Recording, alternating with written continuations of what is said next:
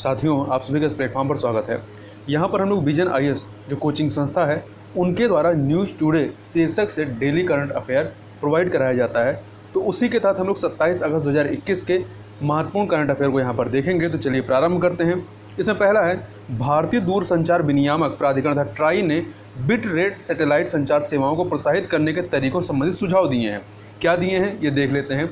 तो भारतीय दूरसंचार विनियामक प्राधिकरण अर्थात telecom regulatory authority of India try ने लो बिट रेट अनुप्रयोगों के लिए सैटेलाइट आधारित कनेक्टिविटी हेतु लाइसेंसिंग फ्रेमवर्क पर परामर्श पत्र जारी किया है। लो बिट रेट अनुप्रयोग और इंटरनेट ऑफ थिंग्स IoT आधारित उपकरण ऐसे उपकरण होते हैं जो न्यूनतम गति के साथ संकेतों को, जो सिग्नल्स होते हैं, उसको प्रेषित करने का कार्य प्रभावी ढंग से निष्पादित करते हैं न्यूनतम क्षति के साथ में। ठीक है, यह ऐसे सुदूर तथा दुर्गम क्षेत्रों के कवरेज में सहायता प्रदान करेगा जहां स्थलीय कवरेज या अन्य कनेक्टिविटी विकल्प उपलब्ध नहीं है। इस प्रकार इससे कनेक्ट इंडिया मिशन को पूरा करने में मदद मिलेगी। इंटरनेट ऑफ थिंग्स के बारे में बात करें तो यह अंतर संबंधित कंप्यूटिंग उपकरणों, यांत्रिक और डिजिटल मशीनों, वस्तुओं, पशुओं या लोगों की एक भौतिक प्रणाली है जिसे विशिष्ट पहचानकर्ता यूनिक आइडेंटिफिकेशन UIDs प्रदान किए जाते हैं। इनमें मानव से मानव या मनुष्य से कंप्यूटर संपर्क की आवश्यकता के बिना नेटवर्क पर डेटा प्रेषित करने की क्षमता होती है। इलेक्ट्रॉनिक और सूचना प्रौद्योगिकी मंत्रालय द्वारा जारी प्रारूप IoT अर्थात इंटरनेट ऑफ थिंग्स नीति के अंतर्गत IoT विशिष्ट पहलों के संचालन हेतु समितियों की स्थापना का प्रावधान किया गया है। भारत सरकार ने डिजिटल इंडिया मिशन के हिस्से के रूप में IoT अर्थात इंटरनेट ऑफ थिंग्स का लाभ प्राप्त करने की योजना की रूपरेखा भी तैयार की है। आगे बात कर लेते हैं। नागर विमान मंत्रालय द्वारा उदारीकृत ड्रोन नियमावली 2021 को अधिसूचित किया गया है। तो देखिए हुआ क्या है कि यह ड्रोन नियमावली मार्च 2021 में जारी मानव रहित विमान प्रणाली नियमावली 2021 अनमैन्ड एयरक्राफ्ट सिस्टम UAS को प्रतिस्थापित करेगी। मतलब जो मार्च 2021 में जो लाया गया था उसको अब ये नया वाला जो है ये प्रतिस्थापित करेगा। तो अब नए में क्या चेंजिंग हुई है, तो मार्च 2021 के नियमों को इस प्रतिपुष्टि अर्थात फीडबैक के आधार पर निरस्त कर दिया गया था कि वे स्वाभाविक रूप से प्रतिबंधात्मक थे।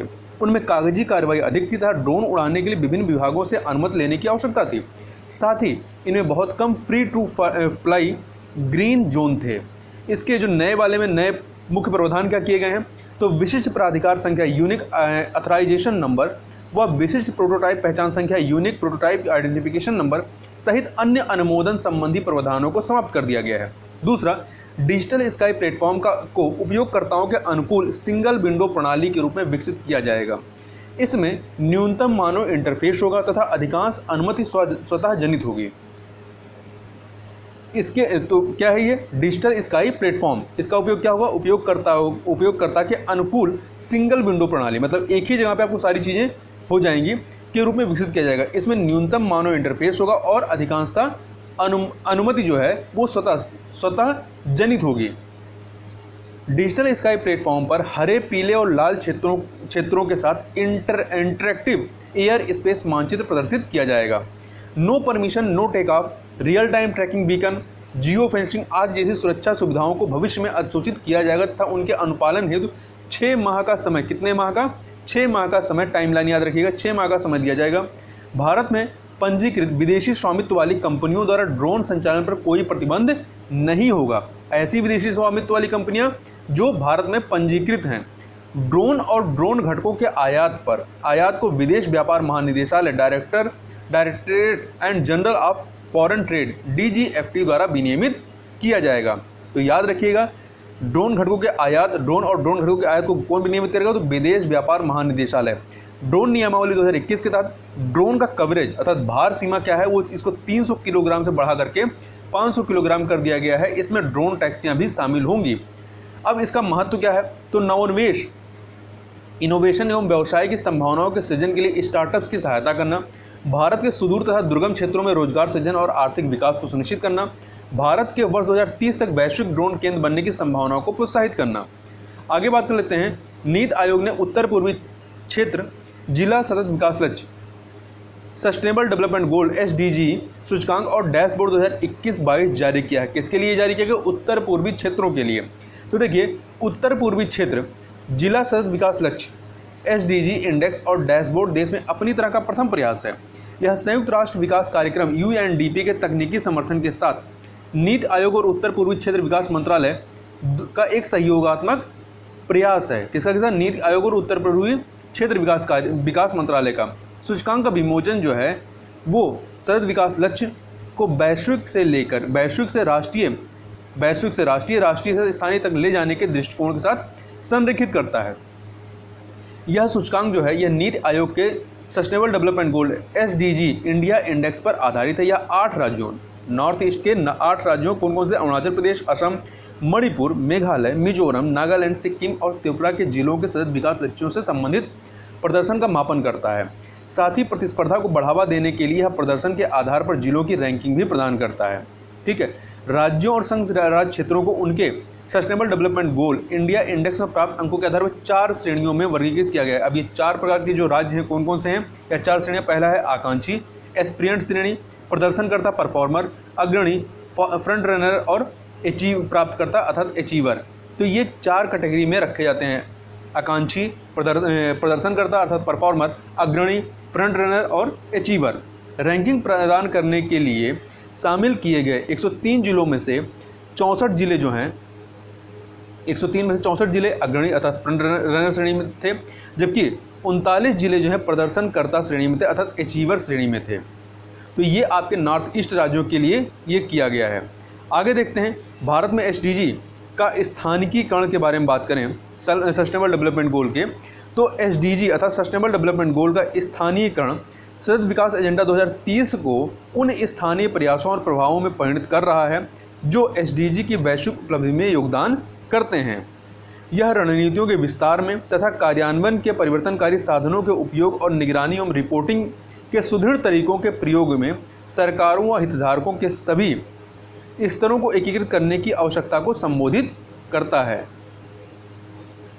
अब यहाँ पर जो उत्तर पूर्वी क्षेत्र जिला सतत विकास लक्ष्य सूचकांक निर्धारण की जो पद्धति है उसकी बात कर लें तो ये 5 चीज़ों पे पिलर पे है: पहचान, मानकीकरण, भारांश, पृथक पृथक लक्ष्य आधारित स्कोर और समग्र स्कोर। तो एक करके बात करते हैं। पहचान में राज्यवार स्वीकार्यता और डेटा उपलब्धता के आधार पर राष्ट्रीय संकेतक फ्रेमवर्क NIF अर्थात एसडीजी इंडिया इंडेक्स से संकेतकों का निर्धारण किया गया है।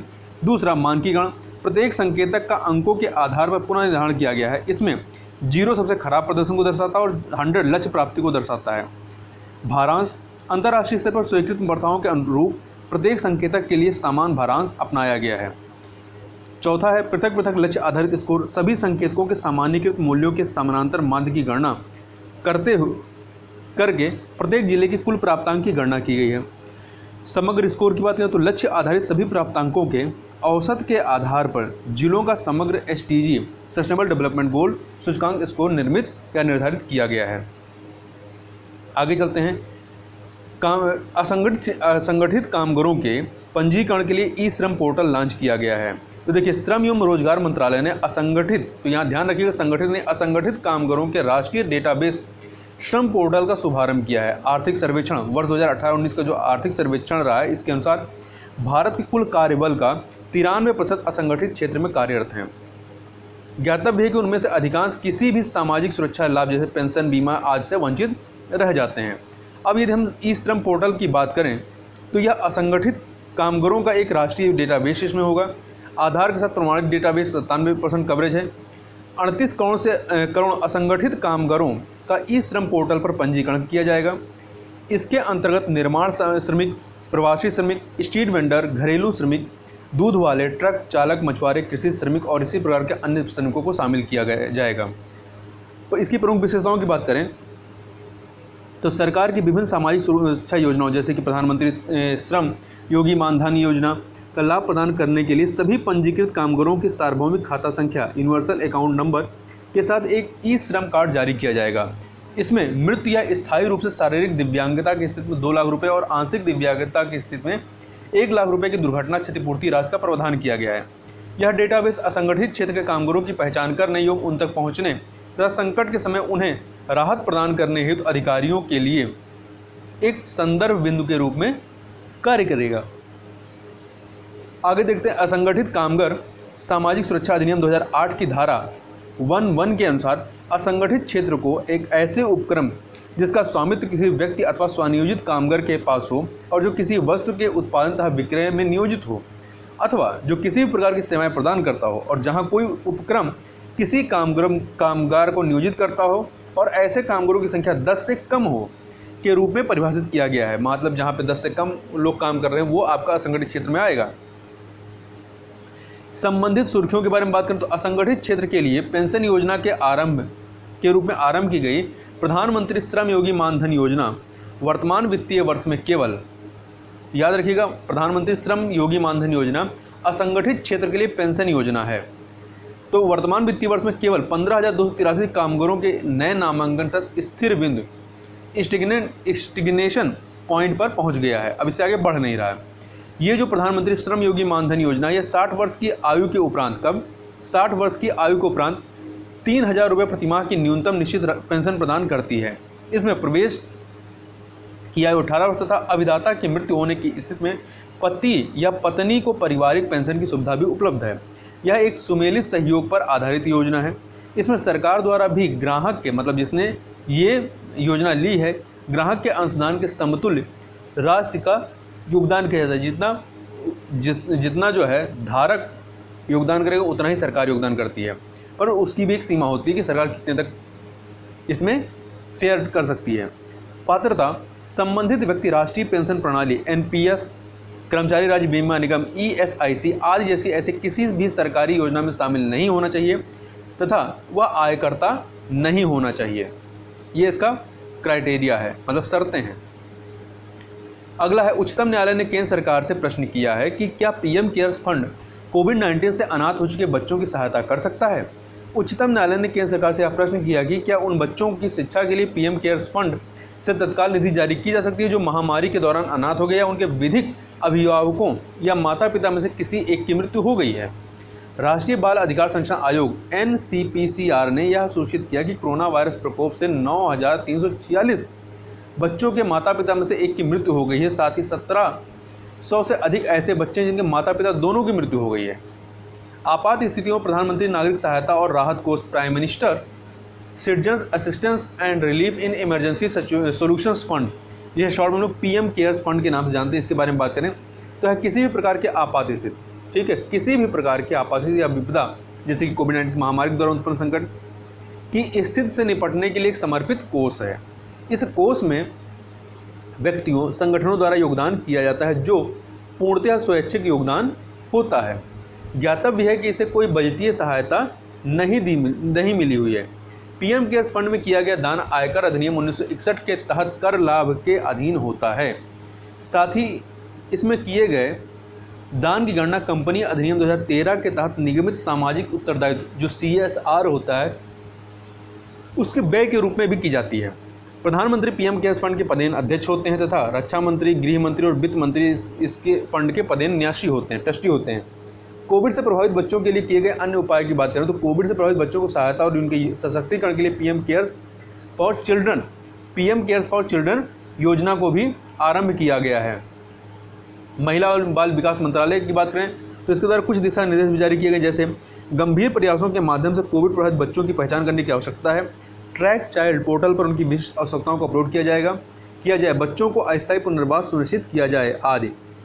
आगे बात करते हैं मिशन कर्मयोगी की। तो मिशन कर्मयोगी इसका जो पूरा नाम है राष्ट्रीय सिविल सेवा क्षमता विकास कार्यक्रम, national programme for civil services capacity building, NPCSCB का उद्देश्य संस्थागत और प्रक्रियागत सुधारों के माध्यम से नौकरशाही की क्षमता के निर्माण में रूपांतरणकारी परिवर्तन लाना है। यह 6 स्तंभों पर आधारित है। कौन कौन सा? नीतिगत ढांचा, संस्थागत ढांचा, योग्यता ढांचा, डिजिटल लर्निंग फ्रेमवर्क अर्थात एकीकृत सरकारी ऑनलाइन प्रशिक्षण कर्मयोगी प्लेटफॉर्म आई गॉट कर्मयोगी, मानव संसाधन प्रबंधन प्रणाली, निगरानी और मूल्यांकन रेखा। तो ये 6 स्तंभ हैं जिन पर यह आधारित है। यह लोक सेवकों के कामकाज और कार्यप्रणाली को नियम आधारित से भूमिका आधारित में परिवर्तित करने में मदद करेगा। इससे लोक सेवक भविष्य की चुनौतियों के लिए स्वयं को तैयार करने में सक्षम हो सकेंगे। अगला है मालाबार अभ्यास के बारे में। भारतीय नौसेना अमेरिका, जापान और ऑस्ट्रेलिया के साथ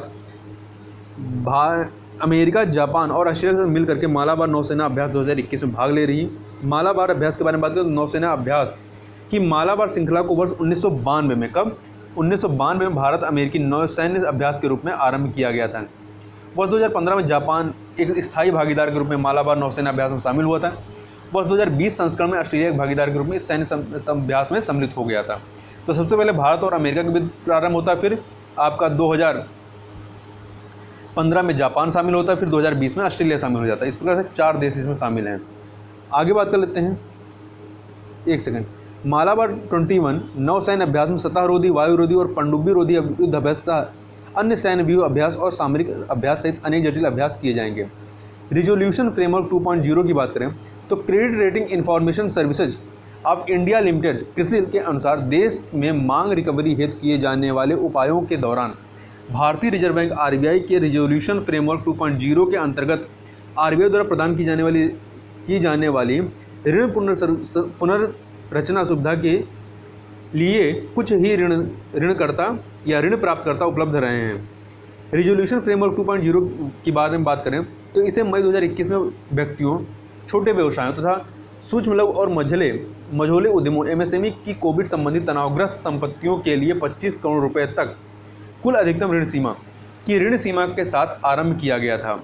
यह सुविधा उन संस्थाओं के लिए भी उपलब्ध कराई गई जो पूर्व के पुनर्रचना ढांचे के तहत लाभ उठाने में असमर्थ रही थी तथा जिनके खाते 31 मार्च 2021 तक मानक खातों के रूप में पंजीकृत किए जा चुके थे। आगे बात करें, स्थानीय मूल्य वर्धित और निर्यात संवर्धन संचालन समिति steering committee for advance local value added and export scale, इसका शॉर्ट में नाम क्या है, स्केल। तो वाणिज्य एवं उद्योग मंत्रालय के तहत पवन गोयनका की अध्यक्षता में एक समिति का गठन किया गया है। यह समिति 24 प्राथमिकता वाले क्षेत्रों द्वारा विनिर्मित उत्पादों के निर्यात को प्रोत्साहित करने के संबंध में सुझाव प्रदान करेगी। इसमें ऑटो घटक, वस्त्र उत्पादक, समुद्री उत्पाद, कृषि व प्रसंस्कृत खाद्य उत्पाद, कुछ इलेक्ट्रिक वाहन, खिलौने और फर्नीचर शामिल हैं। इस समिति ने सरकार से बहुराष्ट्रीय निगमों को संयंत्र स्थापित करने के लिए प्रोत्साहन प्रदान करने की संस्तुति की है। साथ ही वर्तमान मुक्त व्यापार समझौतों फ्री ट्रेड एग्रीमेंट से संबंधित मुद्दों को निपटान और नए एफटीए के निर्माण की अनुशंसा की है। देखिए अगला है मंथन 2021 हैकाथॉन। तो यह एक विशेष राष्ट्रीय पहल या देश की खुफिया एजेंसियों द्वारा सामना की जाने वाली 21वीं सदी की सुरक्षा चुनौतियों के समाधान हेतु नवीन अवधारणाओं को विकसित करने और प्रौद्योगिकी समाधानों की पहचान करने में मदद करती है। इस 21वीं सदी की सुरक्षा चुनौतियों में जाली सामग्री पहचान, भविष्य सूचक साइबर अपराध, डेटा विश्लेषण आदि शामिल हैं। इसे शिक्षा मंत्रालय के इनोवेशन सेल और अखिल भारतीय तकनीकी शिक्षा परिषद AICTE के समन्वय में गृह मंत्रालय के तहत पुलिस अनुसंधान एवं विकास ब्यूरो BPRD द्वारा आयोजित किया गया है। अगला है जीरो लिक्विड डिस्चार्ज JLD जल्ड। विश्व जल सप्ताह 2021 के अंतिम दिन राष्ट्रीय स्वच्छ गंगा मिशन द्वारा जारी जीरो लिक्विड डिस्चार्ज सिटीज पर एक सत्र का आयोजन किया गया था। ये जो आपके जीरो लिक्विड डिस्चार्ज वस्तुतः होता क्या है, तो वस्तुतः जल उपचार हेतु उपयोग किए जाने वाला एक अभियांत्रिकी दृष्टिकोण है। इसमें संपूर्ण जल को स्वच्छ कर पुनः उपयोग कर लिया जाता है एवं दूषित पदार्थों को ठोस अपशिष्ट में बदल दिया जाता है। ये जो आपका जीरो लिक्विड डिस्चार्ज JLD है, इसके तहत विशिष्ट जल को मितव्ययी रूप से कम करने और स्वच्छ जल को प्राप्त करने पर विशेष ध्यान केंद्रित किया गया है, जो पुनः उपयोग जैसे सिंचाई हेतु उपयुक्त होता है। यह लगभग सभी उत्पादित अवशिष्ट जल को शुद्ध और पुनर्चक्रित करने के लिए एक उन्नत अपशिष्ट जल विलवणीकरण उपचार तकनीकों का उपयोग करता है। आगे देखते हैं सोन घड़ियाल के बारे में। तो मध्य प्रदेश स्थित सोन घड़ियाल वन्य जीव अभ्यारण्य में घड़ियालों की आबादी में गिरावट आई है। इसका कारण बृहद पैमाने पर अवैध रेत खनन, बांध से जल का असमान प्रवाह और अवैध निर्माण है। घड़ियाल के बारे में बताओ, घड़ियाल का नाम घड़े से लिया गया है, जो मिट्टी के बर्तन के लिए उपयोग किया जाने वाला एक भारतीय शब्द है। चूँकि उनके थूथन के अंत में एक बल्बनुमा उभार मौजूद होता है जो घड़े के समान होता है, इसलिए उसे घड़ियाल नाम दिया गया है। इसे वन्यजीव संरक्षण अधिनियम 1972 की अनुसूची 1 में IUCN की लाल सूची में क्रिटिकली एंडेंजर्ड के रूप में सूचीबद्ध किया गया है। सुर्खियों में रहे स्थल की बात करें तो चागोस द्वीप मॉरिशस ने, ये आप मैप में देख सकते हैं, ये है चागोस द्वीप, ठीक है, और यहाँ पे आपका मॉरिशस है। तो मॉरिशस ने यूनिवर्सल पोस्टल यूनियन UPU संयुक्त राष्ट्र पोस्टल एजेंसी के निर्णय के प्रति आभार प्रकट किया है। यह निर्णय चागोस द्वीप समूह पर ब्रिटिश टिकटों के प्रयोग पर प्रतिबंध आरोपित करने से संबंधित है। ब्रिटिश टिकटों के, यद्यपि मॉरिशस वर्ष 1968 में ब्रिटिश नियंत्रण से मुक्त हो गया तथा चागोस द्वीप समूह अभी भी ब्रिटिश नियंत्रण के अधीन है। इस द्वीप पर ब्रिटेन और अमेरिका का एक संयुक्त सैन्य अड्डा भी मौजूद है। मालदीव की बात करें तो हाल ही में मालदीव ने अब तक की सबसे बड़ी बुनियादी ढांचा परियोजना ग्रेटर माले कनेक्टिविटी प्रोजेक्ट GMCP के लिए एक अनुबंध पर हस्ताक्षर किए गए हैं। ये जो आपका ग्रेटर माले कनेक्टिविटी प्रोजेक्ट GMCP है, इसके तहत माले और निकटवर्ती द्वीपों जैसे कि ब्लिंगली, गुली, फालू और थिलाकोसी के मध्य एक सेतु लिंक को स्थापित किया जाएगा। तो ये आप फिगर में देख सकते हैं, यहाँ पे ये पूरा ये मालदीव है, यहाँ पे इसकी राजधानी माले है। तो देखिए, भारतीय निर्माण कंपनी एफकॉन्स को परियोजना को पूर्ण करने का दायित्व सौंपा गया है। अगला जामनगर गुजरात की बात करें तो उड़े देश का आम नागरिक योजना के तहत जामनगर में क्षेत्रीय संपर्क आरंभ कर दिया गया है। 100 से अधिक मंदिरों की उपस्थिति के कारण जामनगर को छोटी काशी भी कहा जाता है। जामनगर अपने 4 संगमरमर जैन मंदिरों, वर्धमान वासुपूज्य स्वामी मंदिर के लिए भी जाना जाता है, ठीक है। 4 संगमरमर जैन मंदिर कौन से? वर्धमान शाह मंदिर, रायसी शाह मंदिर, सेठ मंदिर और वासुपूज्य स्वामी मंदिर। तो ये 4 मंदिर इनके लिए प्रसिद्ध है, इनके लिए जाना जाता है। इसे 4 धामों में से एक मोचपुरी शहर अर्थात द्वारका का प्रवेश द्वार शहर, गेटवे सिटी भी कहा जाता है। पूर्व में इसे पीतल शहर के रूप में जाना जाता था। वर्तमान में विश्व की सबसे बड़ी तेल रिफाइनरी की उपस्थिति के कारण इसे विश्व के तेल शहर के रूप में भी जाना जाता है या दर्जा दिया गया है। तो ये हमने 27 अगस्त 2021 के करंट अफेयर को देखा। तो इस वीडियो में बस इतना ही, मिलते हैं नेक्स्ट वीडियो में, तब तक के लिए बहुत बहुत धन्यवाद।